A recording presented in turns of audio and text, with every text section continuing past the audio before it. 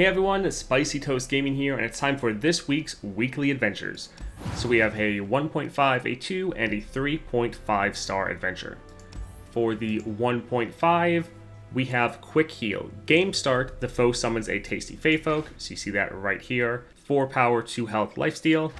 And then round start, deal 2 to the foe's nexus. So the point is, every round they're going to be taking damage, but they're going to be trying to heal up with that lifesteal. So the most important thing here is just to kill that lifesteal unit as fast as possible. So either being a deck that has some decent removal, there's a lot of removal that can do 2 damage. So going like Annie, Jin, something like that, or just going a unit that has some challenger to try to take that off the board, or even just CC it with a Frostbite or a stun. So pretty much you can play almost any deck in the game. Just be sure you're prioritizing killing this Tasty Feyfolk and you will be fine. Alright, next up for the 2-star, we have Lingering Shadows. When a unit dies, grant a random unit in that player's hand 1/1.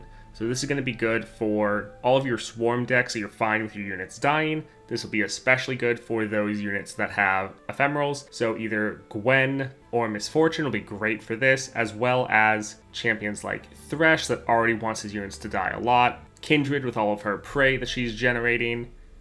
Or even Poro King, since you have a lot of your Poros often dying. Pretty much any swarm deck will be great for this. Then we have Formless Magic. Round start, create a Fleeting Deny in the foe's hand. It costs 2. So you see, stop a fast spell, slow spell, or skill. So you're really going to be wanting to focus on not letting the enemy counter your spells. So just about every single deck in the game has a multitude of different spells. So just always be aware and pay attention to the opponent's mana. If you're going to cast something, just look to see, do they have that Fleeting Deny and do they have enough mana to cast it? This will potentially hurt Kindred the most, as Kindred is a swarm deck, a lot of prey that are going to be dying, but at the same time, Kindred also has a lot of spells that they want to be utilizing, and their spells are relatively expensive, at least for Path of Champions.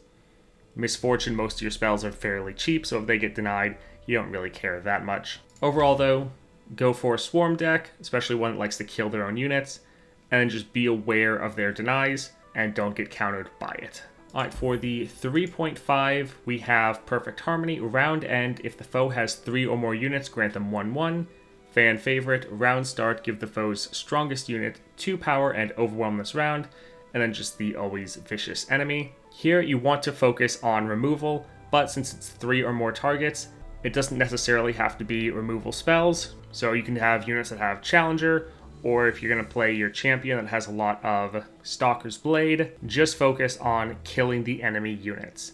So you can either go for more a spells-based approach with like Annie or Jin and try to take them out, or you can go for a lot of the challenger decks, such as Ashe or Illaoi, where they're making vulnerable or making enemy units vulnerable so they can challenge them and get them off the board. Or even the different decks that have a lot of strikes to take out the enemy, such as Jack or Garen. A lot of different ways to play this, but the biggest thing is just make sure you're taking out enemy units so you can counter the Perfect Harmony and also the fan favorite. Don't prioritize Nexus damage unless you're going to be able to kill the Nexus. Prioritize just clearing the enemy board so you don't get overwhelmed. Alright, that is it for this weekly. If you have any other suggestions for your fellow Path of Champions players, leave them down below. I hope you guys have a great day and a great week.